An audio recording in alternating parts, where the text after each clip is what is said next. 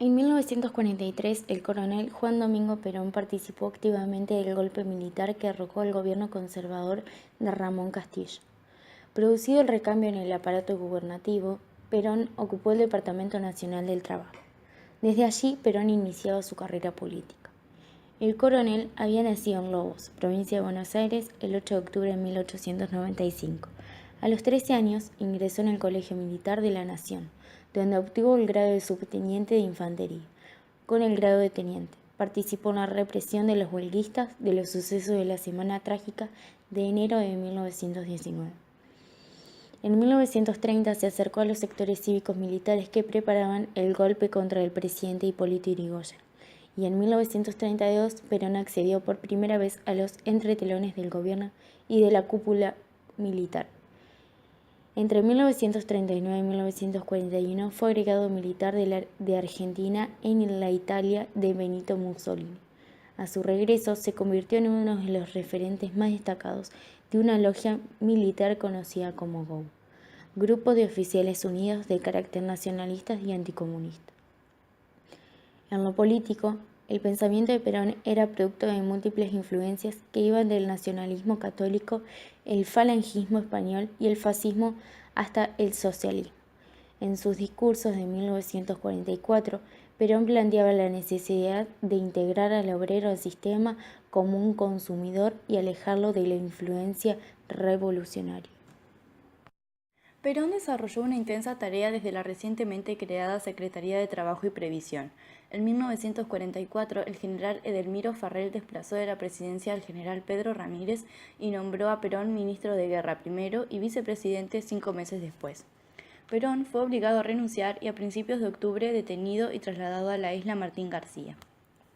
El 17 de octubre de 1945, miles de trabajadores provenientes del cordón industrial del Gran Buenos Aires ocuparon la Plaza de Mayo decididos a no moverse hasta que Perón apareciera en los balcones de la Casa Rosada.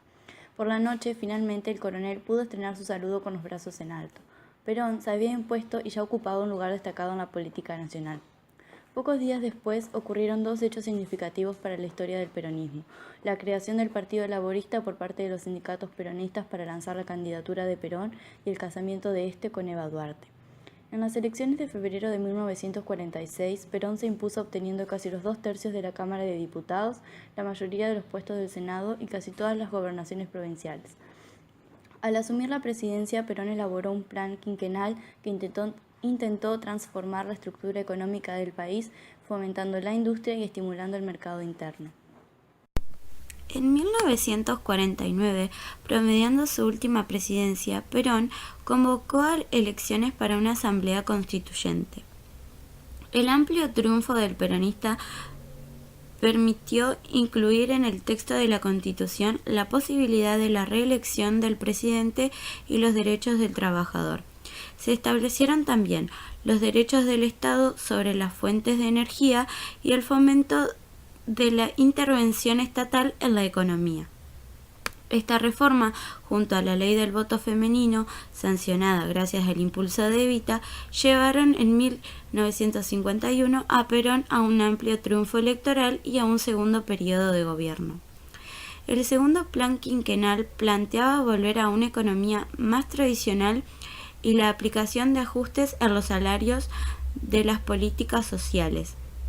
La crisis destacada en 1952, coincidente con la muerte de Eva Perón, debilitó notablemente el modelo peronista y le fue restando apoyo.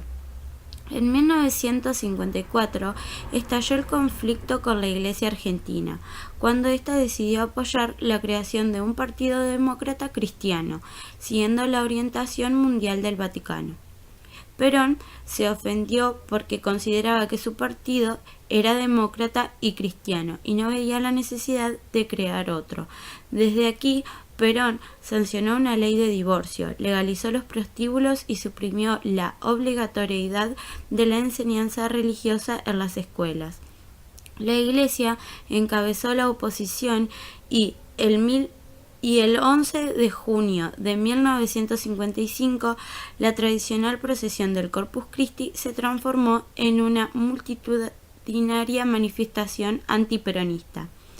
El descontento El descontento eclesiástico alentó a la disconformidad militar y comenzó a prepararse un nuevo golpe cívico-militar.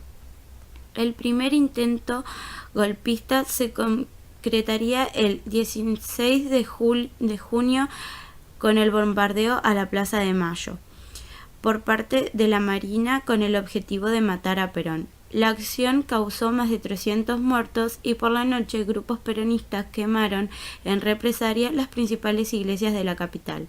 Perón intentó parar la ola de violencia, pero ya era tarde. El 16 de septiembre, las Fuerzas Armadas tomaron el poder expulsando a Perón, quien finalmente marcharía al exilio por 18 años.